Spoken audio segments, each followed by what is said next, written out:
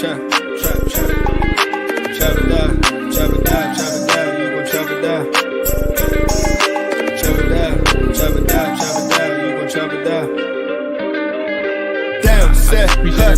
him throw the ball, we gon' pick it off. You gon' let him hit the hole or you gon' cut it off. You gon' play through 4th and long or you gon' punt it off. Your defenders, heavy hitters, put your pads in. Don't be looking for the ref to throw no flags in. Keep the helmet on, keep the cleats tight. You the type to want to win by any means, right? You should look alive. This is Trap or Die. Yes, sir. Welcome back to another episode of Trap or Die Podcast. I'm your host of Trap or Die Podcast, Mual, and here with the fellas. AJ's in here. Okay, Peacecraft. AJ's in here. Jerry's in here. Benz, what's up? Peacecraft, I see you. Appreciate y'all checking in. Disc, what's up, player? Looks like you escaped. I saw your tweet earlier. I don't think he got you, so I ain't gonna bring it up. But you know what I'm saying. What's up, Disco? Hope you're doing well, bro. If you tapping that live, man, make sure you hit that like button. Make sure you hit the subscribe button, man. Always appreciate the live viewers. Audio side, same thing, man. If you hit that follow button, it's definitely appreciated. Rating and review if you can. It takes 10 seconds to do so, and it's free to show your support that way. Yeah, man. How's everybody doing, Dre? What's going on with you, player? Feeling good, man. Happy to be here, at least until I have to go to sleep and get ready to do the slog of work in the morning. And every time that you mention, well, ever since we clocked back in, started doing the shows on Tuesdays, I think about you saying, bro, you just be getting home, bro, and it ain't used to be like this. It ain't used to be like this, man. And to make matters worse, Mo, when I got home today, I'm ready to get ready for the podcast. Then I got a damn door-to-door salesman that caught me at the door. So I was almost late for the podcast, trying to, tell this man, I'll get back to you later. Nah, that'd be the worst. Like you about to go in the crib, somebody just standing outside, or you walking your dog and you got a friendly neighbor with another dog. They wanted your dogs to kind of interact with each other. I'm like, ma'am, I'm sorry. I got something to do. You thought I was lying. He was like, oh, really? You got another engagement? I was like, yeah, I got something to do, bro. I know I'm at home, but I got something to do. Yeah, mind your business, bro. We got something to do. We got something to do. What's up, AJ? Cool. Hey, what's up, guys? Yeah, cooler. So I was just watching this funny video. I don't know if y'all ever seen, like, sometime last year, Kodak Black went on Castanet's live stream, and he did a freestyle. And in his freestyle, he was like, no, I'm waiting for the bus. So I ended up finding out, like, later after the stream that he took it from a clip. It was a Haitian dude in Florida who was getting approached by a chick that was trying to give him some, for some bread, for some money while he was waiting for the bus. So he's like, no, I'm just waiting for the bus. Hey, you know what's crazy, bro? I was watching that as we were loading up, and I'm dying laughing. Even though I've seen it before, it's just like I've been crying laughing. I need to see that, because honestly, bro, funny enough, Kodak got mans, but when he did that freestyle, I ain't know what the fuck he was saying, bro. I had no idea. I swear to goodness, bro.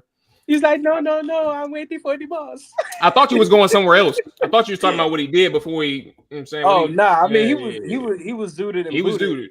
He was zooted and booted beyond on the stream, but that was so hilarious that's what he thought of in that moment to freestyle.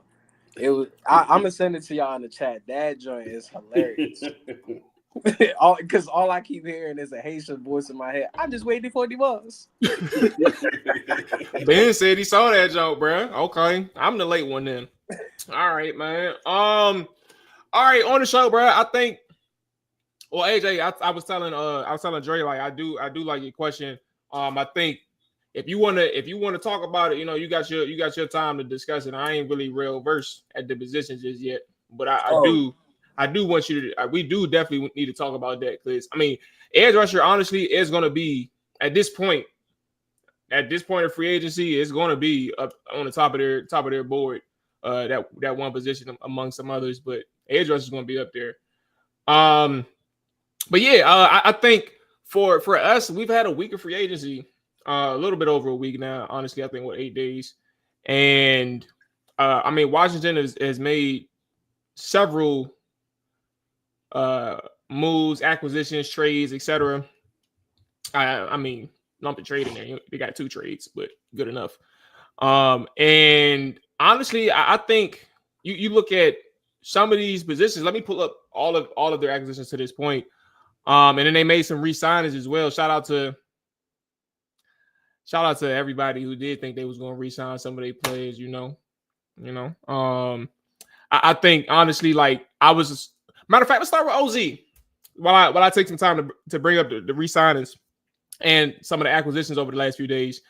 OZ ends up moving on from Washington, going to Chicago to Caleb Williams and Ben Johnson a year after with Washington, and not necessarily talking about him per se, like directly, but more so like the actual correlated moves. Washington re-signs Noah Brown, they re-signed KJ Osborne, and OZ moves on to Chicago.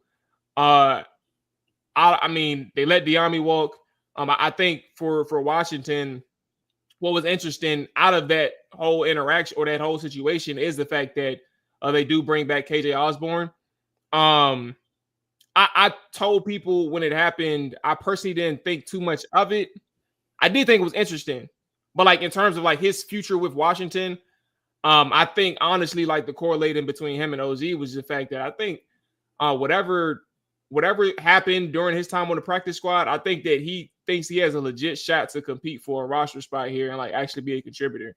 And OZ probably just didn't see. He probably just didn't see like an opportunity where he would be solidified as like that number 3-ish guy on this team moving forward. What do you? He ain't gonna be the number 3 guy in Chicago either. Like, no. What I'm getting at though is more so saying like whether he's number 3 or number 4. I like that is what it is. But I'm saying like he saw the amount of time that he got in Washington last year, and I think he just didn't think that this opportunity was probably the best for him, and he chose to move on. That's kind of where I was going at. But go ahead, y'all got the floor. Yeah, I mean, I think I'll jump in real quick. I think with OZ, you would have loved for him to return based on the money that was getting paid, but at the end of the day, not losing any sleep. And of course, that's not what we're saying in this conversation. But I think when you add in the Deebo Samuel, who will have a solid role within that slot, also Luke McCaffrey, who you drafted to kind of play that slot, it kind of takes away opportunities for Olamide Zaccheaus to be as productive as he was last year. And a lot of that happened due to the depleted wide receiver room overall. That's why he was able to get as many opportunities and touches the most in the last recent years of his career, honestly, if we keep it in the buck. So you also expect him to draft a wide receiver to that room, possibly even add another veteran wide receiver alongside the fact that they re-signed Noah Brown and brought back KJ Osborne. For what reason, I have no clue. Because if you thought that highly of him, he should have played in some games last year and been productive. But yeah, I think that's just what it is. You got some guys that can play the slot right now. And also when it comes to special teams, kickoff or punt return, Deebo can do that. And Luke, that's kind of his role at this point. You know, Jay Gruden best said it here with us a couple weeks ago. You know, fair catch it, give you 5 yards. So, yeah, I mean, I think Olamide is just in a peculiar situation. He probably would have loved the return. It's just that his role has been etched out by other guys that they already have within the roster at the moment.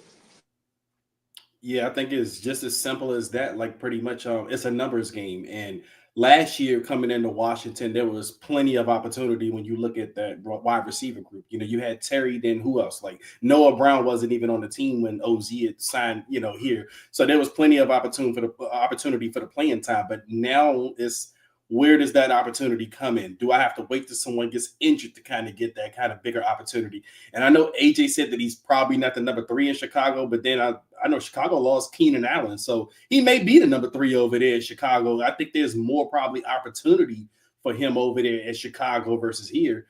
But I will say that the KJ Osborne signing did surprise me a bit, and it's because he couldn't get on the field last year in what we would consider a weak wide receiver group. Like, to me, I'm questioning, like, why can't KJ Osborne get any burn? I mean, I don't know if it had anything to do with they were already kind of happy with the role that OZ was playing. And that by this point, Jamison Crowder was also contributed. But either way, he couldn't get on the field. He wasn't even active for most of these games down the stretch. So I was surprised by that signing, but would have loved OZ back. But again, it's like, where does he kind of fit in? Because, I mean, yeah, you just brought in that Deebo Samuel. You brought Noah Brown back. Then there is still the wild card of Luke McCaffrey. Do they want him to kind of take on a bigger role or kind of even show that he can take on a bigger role? So that's when OZ asks the question, where do I kind of fit in with this group? And right now, it's too mysterious. So you go to a Chicago who just lost to Keenan Allen. You still got Rome Odunze and DJ Moore over there. So maybe he kind of fits in with that trio of receivers or that duo of receivers, and he's the third guy. Yeah, y'all brought up some good points with Luke McCaffrey as well. Like, I honestly, with me, I mean, kind of just slips my mind, man. He just out of sight, out of mind type of deal. But I think from y'all point though, like, their plans is their plans, and their plans can very much include an increased role for Luke. I mean, but that's time will tell. Noah Brown was another guy they brought back. Noah, before he ended up getting hurt, obviously their number 2 receiver. He finished in terms of statistics. I mean, he wasn't number 2, with 35 catches, 453 yards, 12 yards, or basically 13 yards of reception. The lone touchdown was the one that made him famous. But he was honestly, the way things were going in 11 games played, 9 starts, he was well on his way to a career season.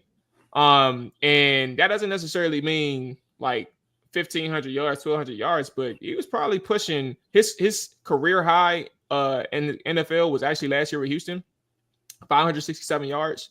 But his career high receptions was with Dallas's last year, 43 catches, or the year before that, excuse me. But 35 catches, 453 yards were probably like 3 or 4 games left. He was making good shape for probably a 600-700 yard season for him, and I think Washington respected what he did in terms of all of the utility things, blocking, his competitiveness, what he could do at the catch point, and just being able to be available for Jaden. So we talked about OZ's move and obviously the receiving group. Do you think that there is another move waiting in the wings at the receiver position prior to the draft? Or do you think that they feel comfortable with this position group going into the draft and adding a guy there? Yeah, I honestly would be shocked if they do kind of make another move because I don't know what's left out there. I mean, I kind of just mentioned the Keenan Allen out there. I mean, you do, I guess, Stephon Diggs. And the big dog still out there. Yeah, so I think they waiting. Yeah, maybe they are, but I don't know if Washington is in on that. I mean, it could be, but they've shown no indication that they're, kind of moving with urgency to get one of those guys. But I mean, I kind of think that they want to go to the draft for a receiver. Now, we don't have that many draft picks, so it's kind of where do you get that guy at? But I mean, you kind of got to get younger there because you got Terry there. Terry's about to be 30. Debo's about to be 30. Even Noah Brown is about to be 30. I mean, Luke is by far the youngest guy you have in that wide receiver room, and you still don't know what you have in him. So I think you got to get younger at wide receiver, at least to kind of maybe try to find at least a core piece in that group, because again, we don't know how much longer Terry plays or how much longer he plays at a higher level. So you got to kind of want to get somebody that's in those wings that maybe can develop into, if Terry is leaving soon or if Debo is only here for 1 year, a guy that you feel comfortable in to say, hey, I at least could pencil in this guy that's shown flashes because Luke hasn't done that yet. So I more so think that you kind of find that guy in the draft. I don't really think that there's going to be another move in free agency. I could be wrong, and that's fine, but I just don't see it right now.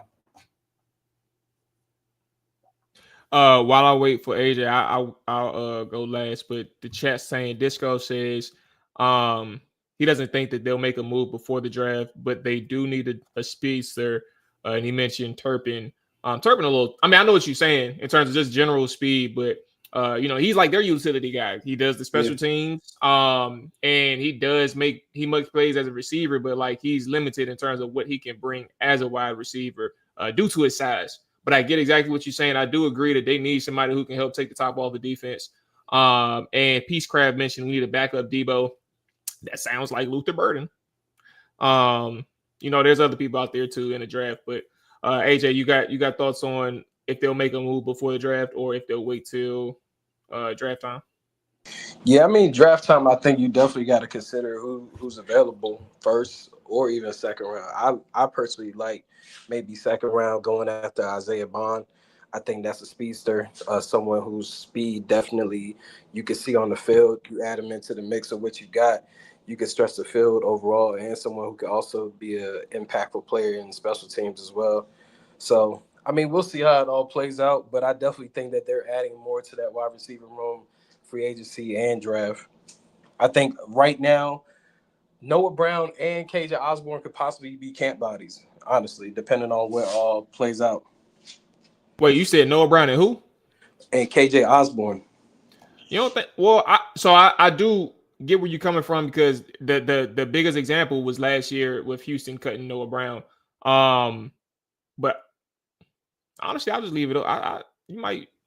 I think KJ more than Noah, but I wouldn't say you wrong. That makes sense. But they just gotta, brother, put it this way, because this actually goes into my answer. Bro, if they go into a 2025 season with this receiving core, and it's really just Debo and Terry, I'm gonna be a little teed up. I ain't gonna lie to you. Noah cool. Like, no bad things to say about Noah. Like, he is a serviceable player. Yeah, I mean, I don't think he's a bad player. We also don't know if he's really recovered from this injury thing either. No. What I'm saying is, like, what I'm saying is, if they go into the season with this receiving core, I'm gonna have a problem. Is what I'm saying. Like, so I'm saying, like, that goes, like, my point in actually, like, thinking about, like, Noah and KJ as in terms of, like, the bottom end of the, well, honestly, Luke is still there, bottom end. I just think that you kind of need somebody. I do understand Dan Quinn and their philosophy, even Cliff Kingsbury, of, like, not needing, like, a quote unquote number 2 guy.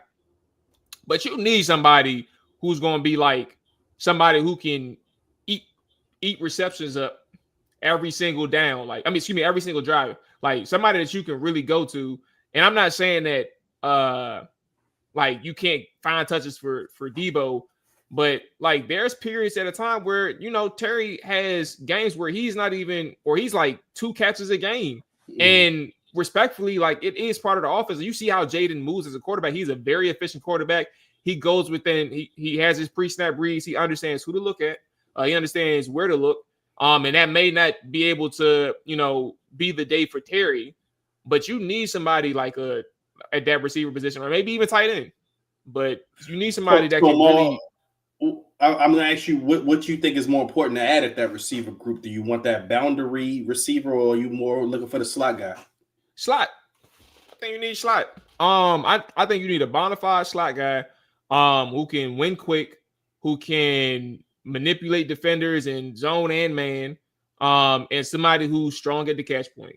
Like, no weak hands. Be just as competitive as Debo and Terry. And I think that helps at slot.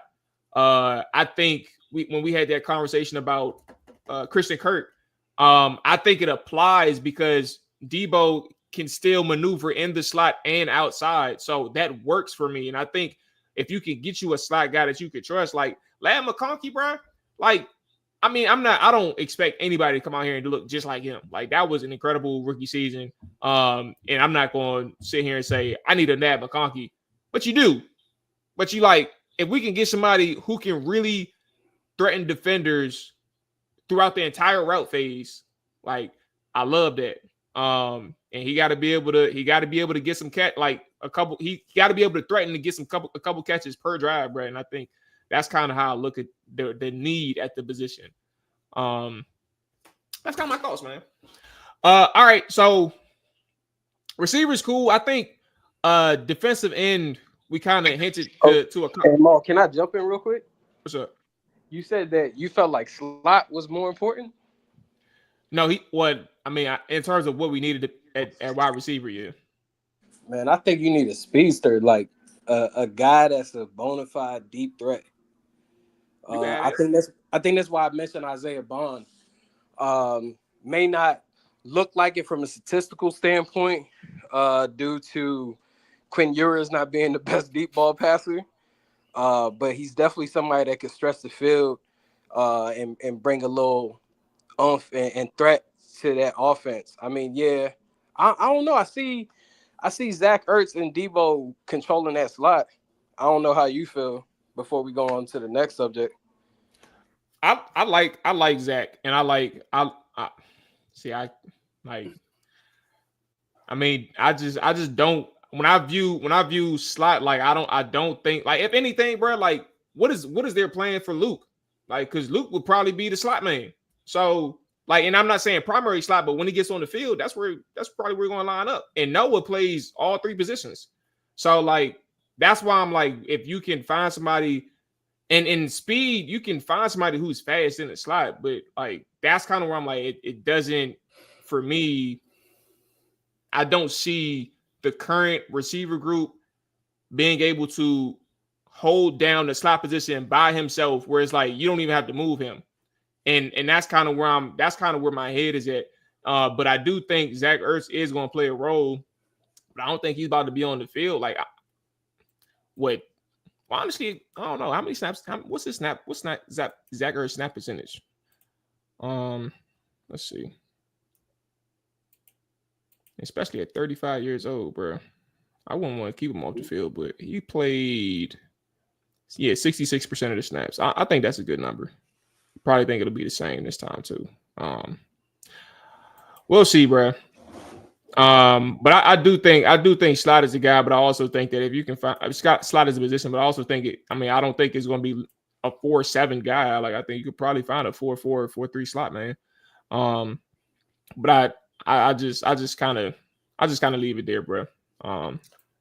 Mecca Ibuka from Ohio State. He could play in that slot. That's the guy that could. I'm about to say, wasn't he Buka? Wasn't he mocked? I feel like I remember him being mocked by like ESPN or something to Washington at one point. I haven't really paid attention to the mock drafts. I think that's the interesting part about this draft. I think no one truly knows where anyone is going, bro. I think that it gets harder in them 20s too. I think that this overall draft is more so contributors than actual like elite players. Because I mean, at 29, you could be sitting there. Luther Burden could still be on the board. Emeka Ibuka could be on the board. Like, those are two guys that could thrive in the slot. But at the end of the day, do you want to use your first round pick on a slot wide receiver? No. Yeah. But some people may be like, well, Amon St. Brown lives in the slot and he's a top wide receiver in this league. But I don't personally want to spend a 29th pick overall on a wide receiver that's primarily going to be a slot guy. Well, I'm gonna trade down anyway. I say, to be clear though, the conversation isn't about like where you get the guy, but more about like the position that the wide receiver position that I feel, at least for me, and you said who you wanted, like you want somebody on the boundary who can threaten. Like I'm a person who would prefer the slot, but that's not necessarily dictating which round for me. I don't first round or third or fifth, whatever. Find a guy. And AJ, to your point, this particular draft coming up, I don't think there's a drop off in talent when you talk about the 20th ranked player on the board, probably throughout the 60th player on the board. Like, so, you can find, guys in there. That's why I'm not really pressed about we have to stay at 29 and we have to pick a guy in the first round. I think you can trade down and you're not going to get a big drop off in the talent wherever you go in the second round if you can find a partner.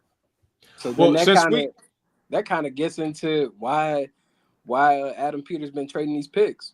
The draft is not a good draft. I think so. Because if you feel, I know Mual hasn't really dived into his draft bag or whatever, but I know me and you been in it. You've been doing some little mock joints or whatever independently. But if you feel like there's not a drop off from 29 to 60, then we got a problem. It's a weak draft. It's a consensus weak draft. So to y'all point, I give y'all the floor. You already mentioned kind of a conversation about like what do you think the draft consists of in terms of talent? But Like, what is this a position? Excuse me, is defensive end, because I'm moving on from receiver.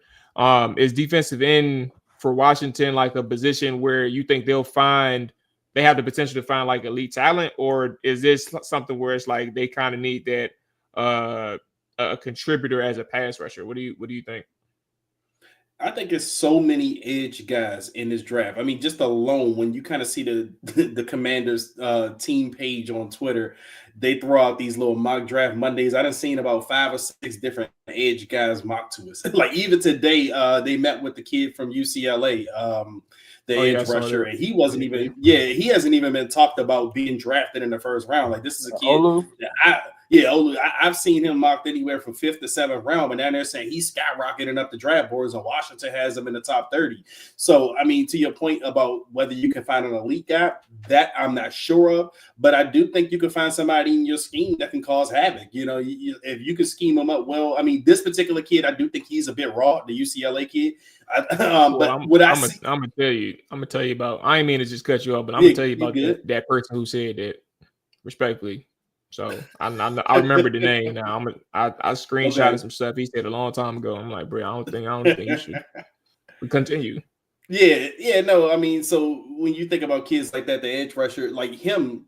Now, I know he's a bit raw, and he doesn't always have the greatest pass rush plan right now at this point in his career. But I think he's one of those guys, if he does get on the field, you got to utilize him kind of like you utilize a Frankie Luvu, where you're getting creative. You're not just rushing him from one spot. You're kind of moving them all around the different field and just kind of letting them kind of wreak havoc that way. So, I mean, I think there's a lot of guys like that in this draft where you're like, yeah, we're going to find ways to get this guy going early, because some of these guys are raw, but the potential's there. And you see it every year in the draft, like where Washington's drafting that kind of that late first round, even like that early second round, mid second round, is what teams kind of find these gems all the time as pass rushers. Like these guys aren't necessarily guys you think of as those generational talents, but these are the guys you look later on in their NFL careers, they're racking up the double-digit sack careers and all of that because they found the right situation. So that's the most important thing for the Commanders right now, and Adam Peters, is which one of these guys do I feel like with the Joe Witt and the Dan Quinn scheme, and I don't know if we're changing philosophies or not, because I'm just looking at how we, signed Eddie Goldman and Kinlaw,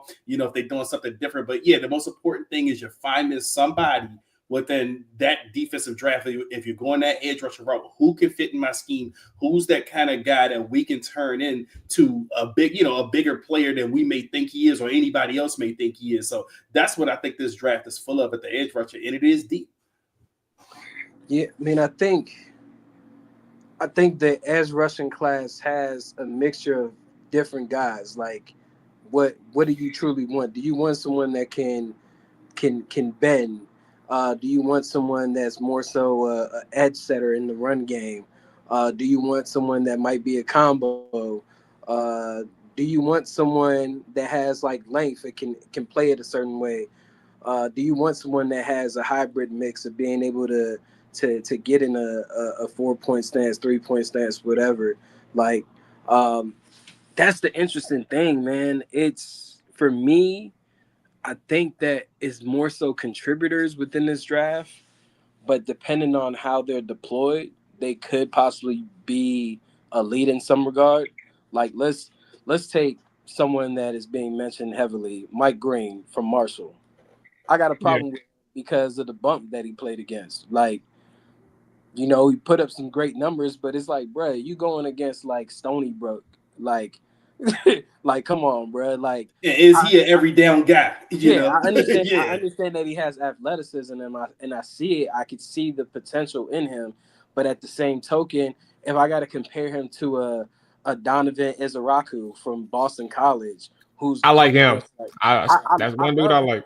I love. You could just see the basketball skill set that he brings to his pass rushing moves. He may not be every down guy. He may not be someone that can set the edge in the run game. He could play it, but at the end of the day, the way that Washington's building out this defense with the Eddie Goldmans, the Cleveland Farrells being back, Jalen Holmes, Jacob Martin, Javon Kinlaw, all these guys, it sounds like they're going by committee, and you may need that guy that can bend the corner. And Donovan Izaraku is one of those guys. James Pierce is one of those guys. There's several other guys in this draft. Mike Green is one of those guys.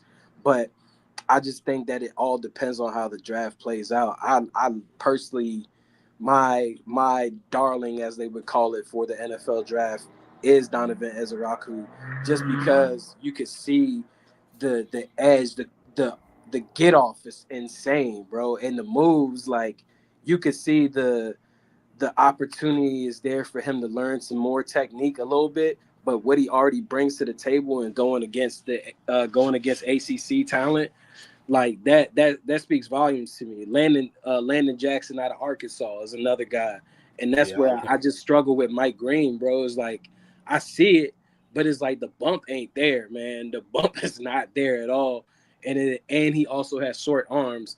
But yeah, I just hope that this draft plays out um, in favor where they're sitting there at 29 and they can take the best player available. And preferably, I hope that is a Donovan Ezeraku, but you just never know how this thing is going to play out overall.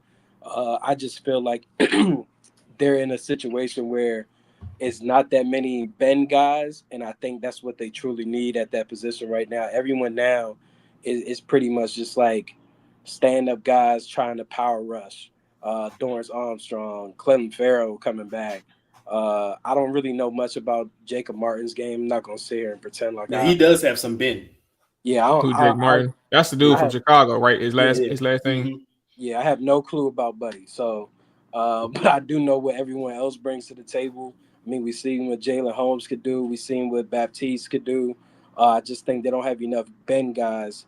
And that's what made Dante Fowler be able to succeed and getting the numbers that he did, even though he couldn't set the edge at all. Bro, that man got so angry, bro, and said, "I've had it. I'm going back to Dallas, bro." Like, did y'all see the whole interaction? Like, yeah, I seen a couple of those things. I think it's just when I don't think it was a lack of transparency from Washington's front office. I just think when you believe that you put up these great numbers, you expect such a lofty payday. But it's like, bruh, you're not a complete player. Now, we talking about a dude that's getting 10 sacks and setting the edge. You possibly get 15 mil like Khalil Mack. And he wasn't an every down player. Yeah, so it's like when you a situational pass rusher and you're not setting the edge, bro, you gonna get 8 mil, and most of that is in incentives. So I think it's just one of those things where sometimes your representation doesn't give you the insight on where you could be. It's almost like Junior Gillette back in the day. You feel me? Like Junior Gillette showed bursts and made do with the opportunities that he had when he was in Washington. But when it came time for that free agent market, he believed that he was worth more than what he really was. And Drew Rosenhaus's agent at the time told him the same thing. Just for more transparency, Junior hit me up privately and said, "Hey, what do you think I'm worth to Washington State?" And I told him what his numbers would be. He didn't believe me. He was like, "Nah, I think it's gonna be higher." Well, shit. Why the fuck you ask me? You said it was a slave deal. Yeah. So it was like, why you ask me? Hey, but if I could jump in just really quick, because Peacecraft made a comment, and not even the dunk on Peacecraft, because I don't even think he's. It was the 11. He said we're relying on a rookie to get 11 and a half sacks this year. Now I don't know. I don't think he's probably being exaggerating it a bit, but I mean, I don't think that defines success. I don't think that's exactly needed to say this is going to be a successful season. Now we don't know what's going to happen with this defense, if they're going to be better or not. But Chase Young won Rookie of the Year. We thought that guy was going to be the best defensive end in Washington franchise history. He only has 7.5 sacks. Like it's just a matter of, are you showing those flashes as that edge player? Are you showing flashes that you're going to be around for years? Like you're a staple. You're a guy that we're going to be able to plug in every down. And can you get a high pressure rate? Can you get home? Can you complete those things? He doesn't necessarily have to go out there and get double-digit sacks year one, but we want to see a guy that can show flashes and potential to be a guy that offensive coordinators eventually have to game plan against. Let's take that ad break right quick. But I do see some people in the chat. Aoshi said definitely need speed at receiver. Hawk, what's up, Trapper? He said, what's up with Oh boy, I thought he said Michael Strahan. I said I thought he was trolling again. Hey, bro, I said, hold on, dog.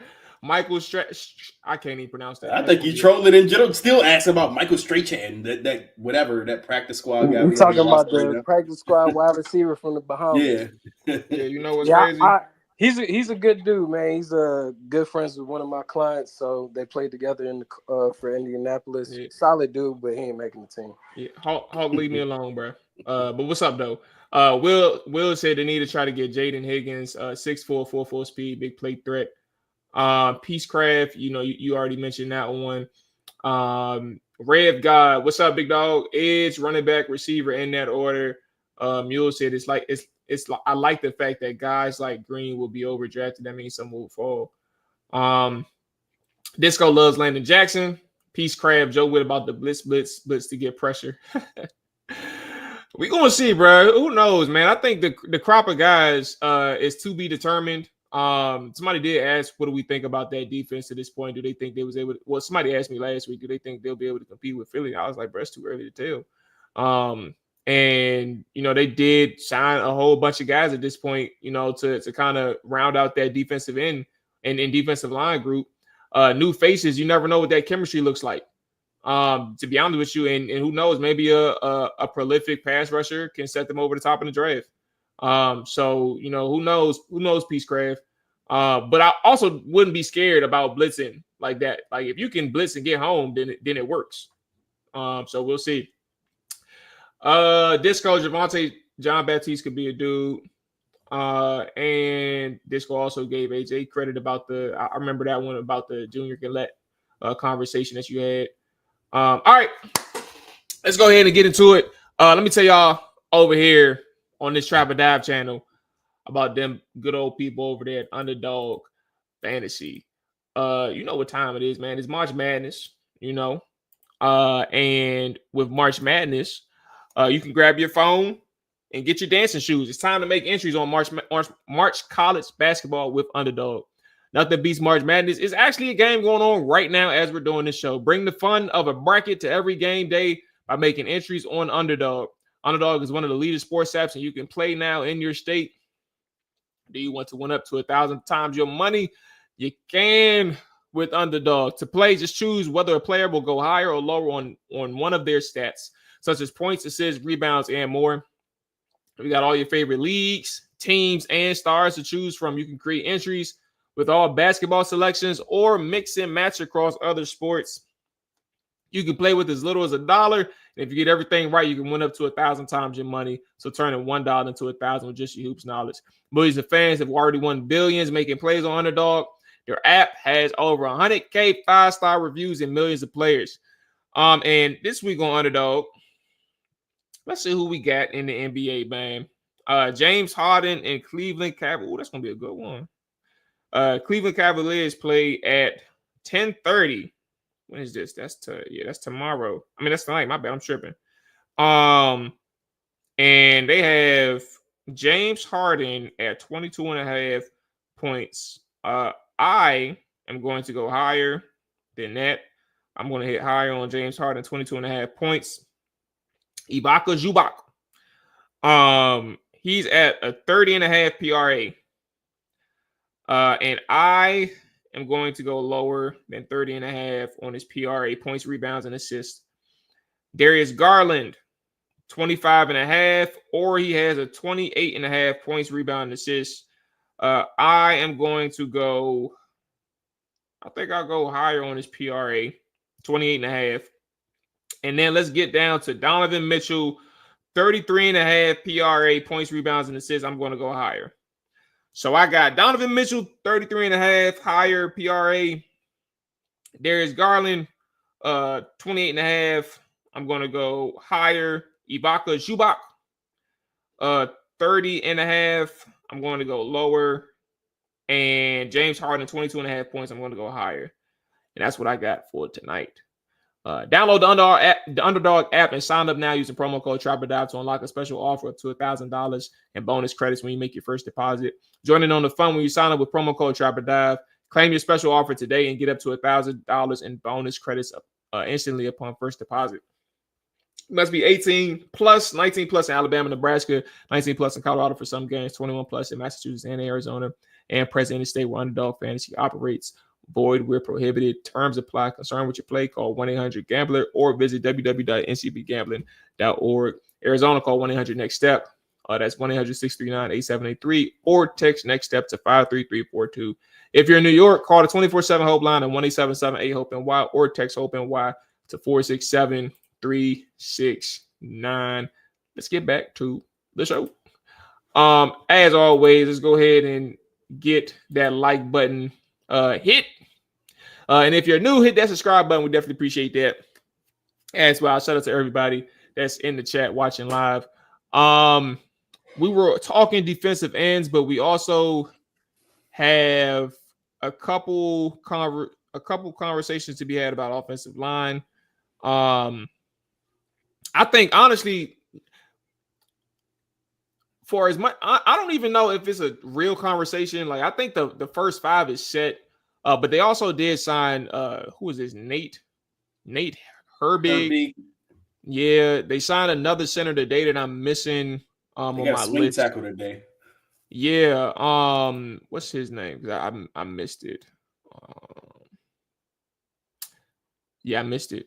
He played for the Chargers. Let me see if I can get the name real quick. Yeah, I thought I saved it in my thing, so I know somebody in the chat. Foster Sorrell. Yeah, Foster Sorrell. And Foster, I think, is pretty young, if I'm not mistaken, comparatively speaking to Cornelius Lucas. Let's see, Foster Sorrell. Yeah, he is 26 years old. So he's had all of his time, obviously, in Los Angeles. He's played 35 games, had 3 starts, but his 3 came as a rookie with the Los Angeles Chargers. So he has some experience in terms of games played, but clearly coming in as a depth piece for Washington.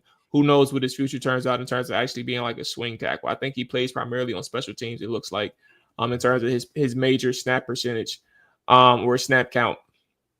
But yeah, offensive line, I think, is pretty much set. I think we had a conversation. Let me double check. Oh, no, we didn't. Michael Dieter came back. They restructured Andrew Riley's contract. Tomatoes. Yep. Hey, I'm already with you. They restructured Andrew Riley's contract. Trent Scott came back. And I think that's pretty much it. We did have details about Laramie Tunsil's contract. Let's see if I can go back to that one. He's getting 21.3 mil in 2025 and 2026. We also have Kinlaw's contract, which actually, honestly, when I heard this, I don't think we did. Yeah, that was the day after we did the show. So Javon Kinlaw is making $7.5 million in 2025. He's getting $30 million guaranteed, but $7.5 million in 2025.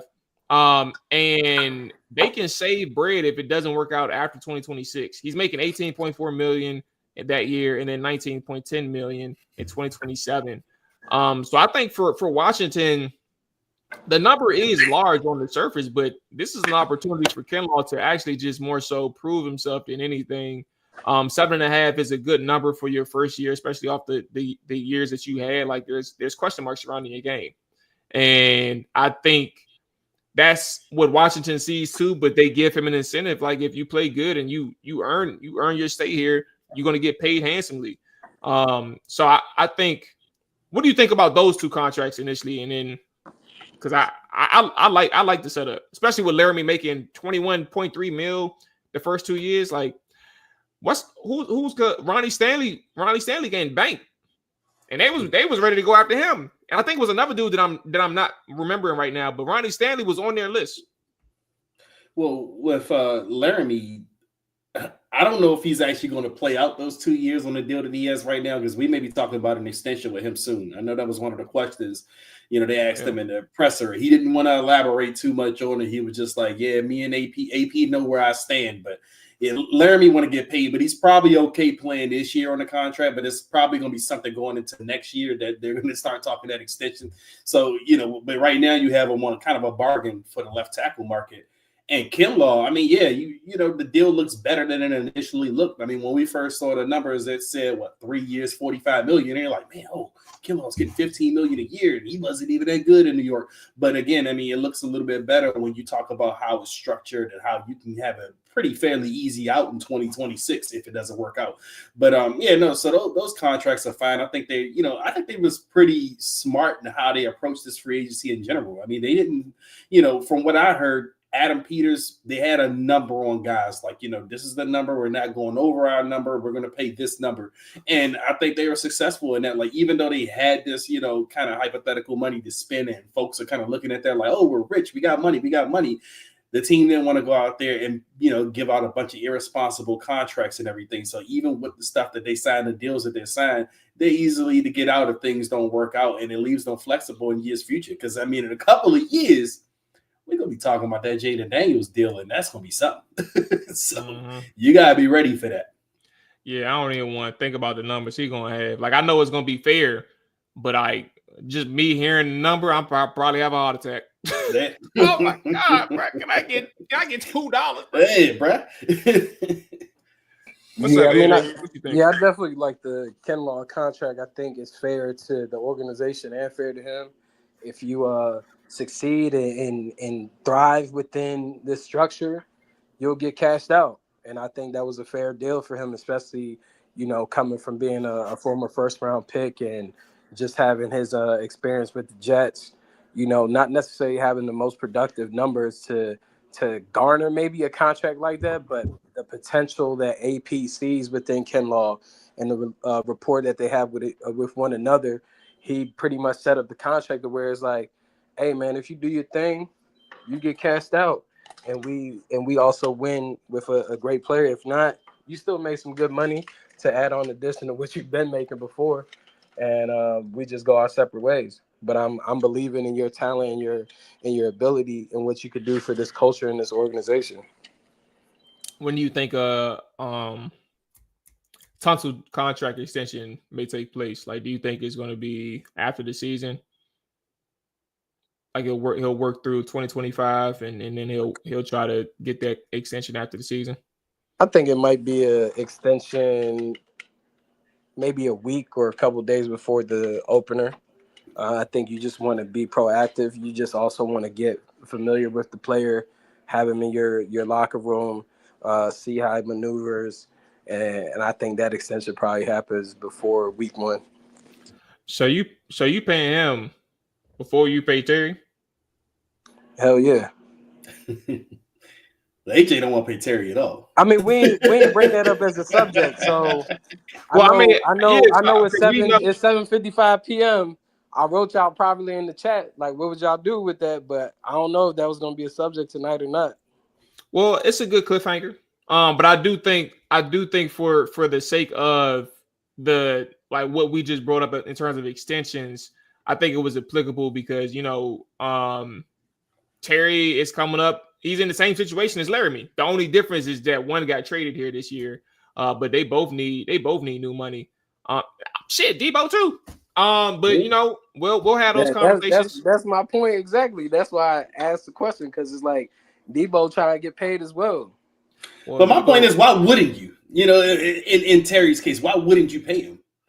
Like, I mean, we ain't got to get into that now. That's just a hypothetical question. I just don't get the reason or the logic behind not doing it. I mean, I understand, compared to the rest of the league, you don't think Terry, stacks up to some of these guys, but I just think he's earned his money here, man. Like, the guy just does nothing but go out there and perform, and that's being the number one guy here. Whether you don't think he's a number one guy elsewhere, he's a number one guy at Washington, and every year he goes out there, he produces, man. So I just don't understand. I don't get why you wouldn't pay Terry.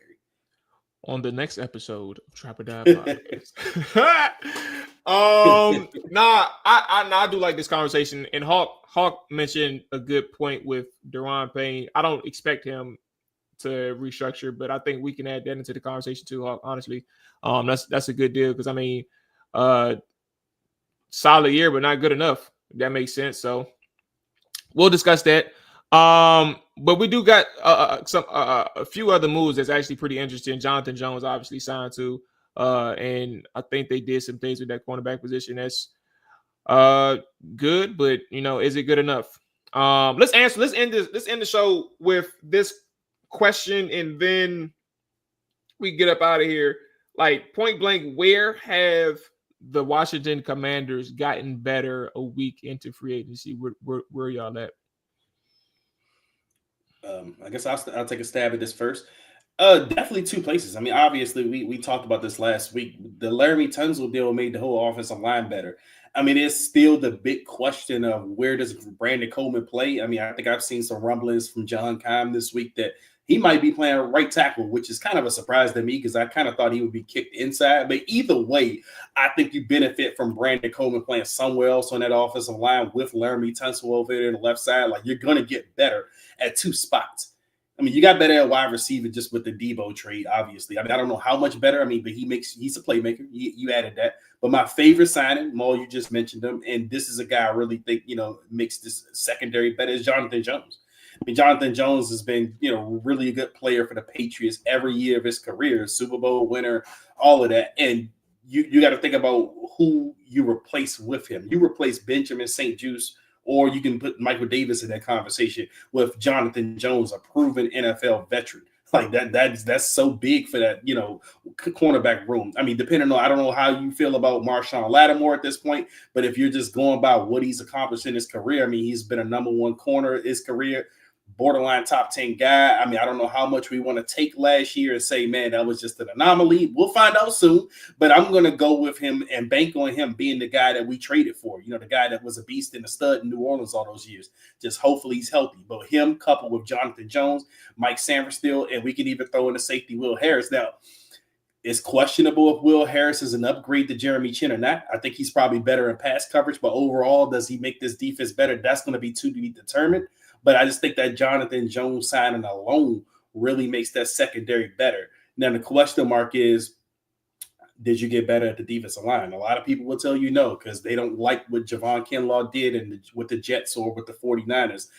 And I'm to be determined on that as well. Like, I'm not going to sit up here and say, yeah, it's definitely going to work. But I'm going to let it play out, and I want to see what their vision is because right now it's intriguing to me. It's intriguing to me that they would go out and sign Kinlaw, especially for the money they signed him for, with him kind of having that question of production elsewhere. Like, to me, it's saying I can look smarter than everybody else with this move if it works out. Like, we see something that no one else sees right now. That's what this move kind of signals to me. Okay, on this Bruce Allen shit. Yeah. Yes, yeah. And like I said, it's either gonna go one or two ways. It's gonna be bad, or he's gonna look smarter than everyone. But to me, it's the confidence in which they signed him that intrigues me about this move. Even if I'm not totally sure about it, but I'm willing to give them the benefit of the doubt to see what their vision is for. Go ahead, AJ. You got it. Yeah. So the question is, do we think they've improved as a team? No. Where have the Commanders gotten better? Oh, okay. Where have they gotten better? They've gotten better. They've gotten better in the trenches. They now have more guys that can fit within like depth pieces. Last year, you were scrambling for guys such as like Carl Davis, Sheldon Day, last minute, even Jalen Holmes. You've gotten better there. You've added a playmaker to your offense in Debo Samuel. You retain guys like Zach Ertz to the mix. You've also brought in a top left tackle in this league. He hasn't got his all-pro nod, but at the end of the day, left tackle-wise, it's him, Trent Williams, Tristan Wirfs, and Jordan Mailata as those top-tier guys at left tackle. So you significantly improved that position overall. On the back end, you added a Jonathan Jones in your cornerback room. That should help with a Mikey Sandstrom, Marshawn Lattimore. Will Harris, don't know much about him, even though we interviewed Matt Preyes last week. I honestly haven't even took a dive into Will Harris. But I think that sometimes with free agent signings, you think everyone is going to be brought in as a starter. I don't necessarily think that Will Harris is going to be a starter. I think that he more so might fill that role that Percy Butler plays within this defense currently. I think that their starting safety that's going to replace Chin is not on the roster yet. That's just my personal opinion. That could happen in the draft. That could happen in free agency as free agency is longer than just 1 week of tampering and some days after that. But yeah, they've definitely improved on those particular positions. To be determined is still a need at wide receiver. I still think that you need some more guys there. Running back, still need some guys there. And of course, the main conversation that we've had tonight on Trap or Dive, edge. You need someone that can beat their man one-on-one. Even though you did add some pieces with Eddie Goldman, Javon Kinlaw, Jacob Martin, bringing back Sheldon Day and Jalen Holmes and all these other pieces, Clelin Ferrell, you still haven't brought in someone to give you that extra oomph, that person with the crazy get off. Dante Fowler did have that, So you take away 10 sacks, and what were the sack numbers for the rest of the guys that are returning to the roster, or what they produced at their teams that they were on? I think that you still need that guy, and we should see how that plays out over the next month. And I think that AP them still got some work to do. Yeah, for me, I think the trenches is definitely somewhere I think they've improved. I think the Tunsil move itself is like the lone one that creates the flexibility to make that offensive line better, because you solidify one of the more important positions on the team. Now I mean, this is going to be a different conversation like when the time comes around, but I don't know what Sam Collins is going to look like when he comes back off that injury. I know from a recovery standpoint, they've shown, Washington's staff has shown plenty of times that they make sure that the player is fully ready to come back, and they understand health first before like putting him out there and then having like to re-injure himself or anything like that. So like from a recovery standpoint, he'll be fine, but like in terms of his ability on the field when like the bullets are live, don't know. But point being, in theory, they solidified the offensive line. Doesn't get any better in terms of your situation like that for 2025. I also think defensively, from the defensive line, there's several question marks of like who does what, but I think their strategy is something that I understand. I used to always say with Ron Rivera, like, if you say something, right, I'll hold you to it. Like, and also I don't criticize like the strategy itself, but the result is something. Like if you choose to do it this way, all right, let's see how this works. And like I've always been that person. Like I'm not going to judge you for like your strategy, right? As long as it looks clear enough. Like if it's like a WTF, then that's one thing. But like for Peters, it seems like what they're doing is they're getting these certain type of profiles defensively, and like I think from what I've come to understand from people who's been able to like put some more time in than me right now, like if you are terrible at setting the edge, what you gonna get? You ain't gonna fuck around. You're gonna get people who can set the edge. And I think that's kind of the idea of some of these guys that they got.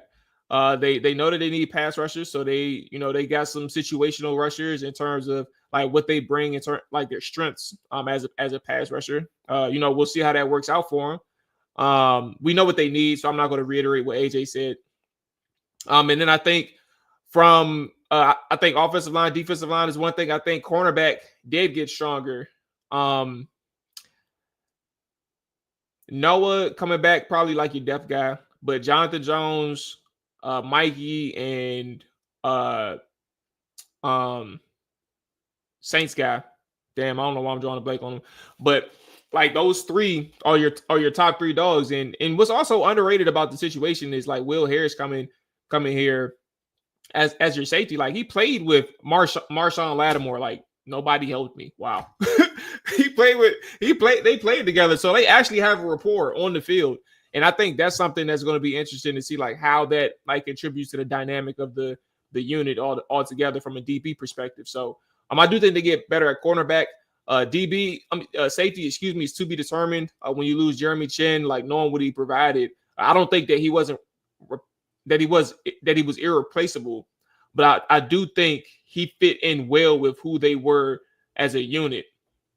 So we'll see how the new guy comes in and fits in. I do think he'll be given the opportunity to like be that one guy to start off the number one safety, strong safety, of course, to replace Jeremy Chin. So yeah, defensive line, offensive line, good with me. Cornerback, good with me. Watch the wide receiver group.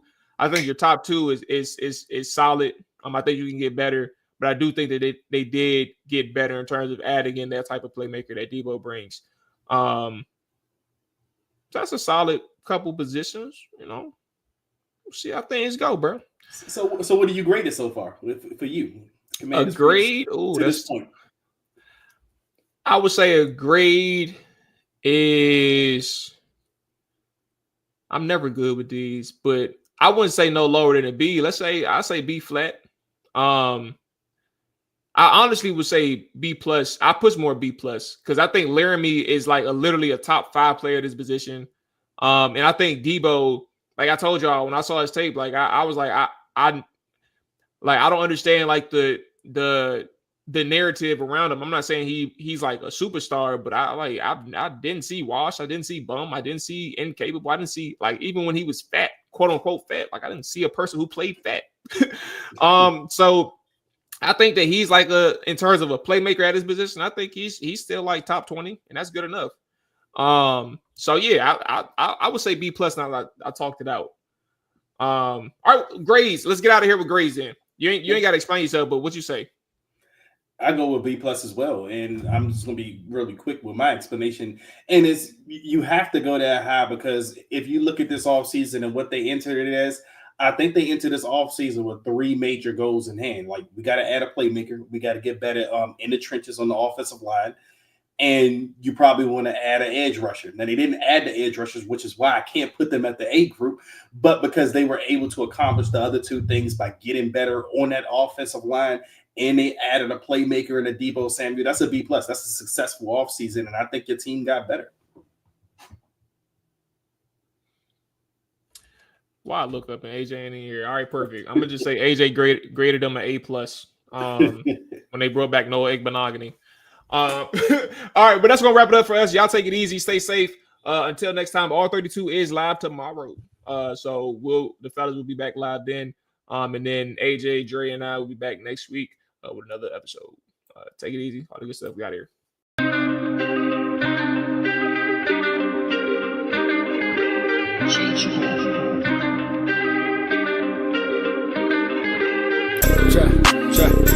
Chop it down. Chop it down. Chop it down.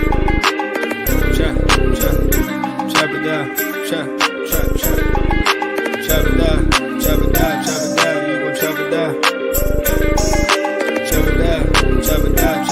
You gon' chop it down. Damn, set, watch him throw the ball. Man. We gon' pick it off. You gon' let him hit the hole or you gon' cut it off. You gon' play through 4th and long or you gon' punt it off. Your defenders heavy hitters, put your pads in. Don't be looking for the ref to throw no flags in. Keep the helmet on, keep the cleats tight. You the type to want to win by any means, right? You should look alive. This is Trap or Dive.